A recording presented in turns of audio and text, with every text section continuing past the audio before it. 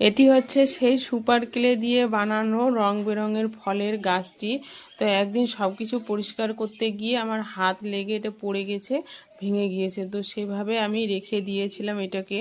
আর এটা ছিল একটি কাঁঠাল গাছের ঠাল, তো ঠালটাও নষ্ট হয়ে গেছে, রং যে করেছি উপরে সেগুলো উঠে উঠে যাচ্ছিল।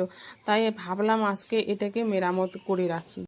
তো আজকের ঠালটিতে আমি গেরুয়া রং করে নিলাম। আর থালটিকে আমি টপের মধ্যে বসিয়ে নিলাম। এবারে বলগুলোকে আঠার সাহায্যে সবগুলোকে বসিয়ে নিলাম। তো এই পর্যন্তই ছিল গেলোয়ারের কাজটি। তো এবারে আমি নতুন করে আবার পাতা বানিয়ে নিচ্ছি।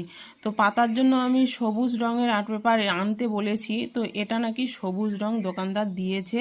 তো তোমরা একটু সবুজ রং ভেবে নিও, যদিও এটা সবুজ রং না হয়। একবার ভাবলাম পাতাগুলোকে কেটে নিয়ে সবুজ রং করে দিব, তারপরে আবার ভাবতেছি থাক, বেশি কিছু করতে গেলে নষ্ট হয়ে যায় নাকি, সেজন্য আর কিছু করলাম না। তো পাতাটাকে আমি ছোট করে কেটে নিয়ে এবারে গায়ে একটু ছোট ছোট কুচি কুচি করে কেটে নিয়ে পাতাগুলোকে আমি কমপ্লিট করে নিলাম। তো পাতা বানা আমার কমপ্লিট হয়ে গেছে। এবার আমি পাতাগুলোকে বসিয়ে নিব আঠা দিয়ে। এইখানে আমি ছাড়লাম না, আরও কিছু করার জন্য ট্রাই করলাম আমি।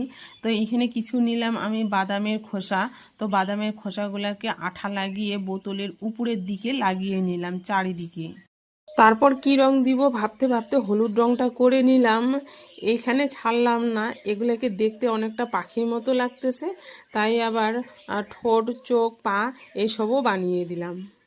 তো সত্যি সত্যি এবারে এটাকে দারুণ কিউট লাগতেছে। আর তোমাদের কেমন লাগলো তোমরা অবশ্যই জানাবে। তো আজকের আমার ভিডিওটা এই পর্যন্তই। সবাই ভালো থাকবে, সুস্থ থাকবে। দেখা হচ্ছে তোমাদের সাথে পরের ভিডিওতে। ততক্ষণের জন্য সবাইকেই বাই।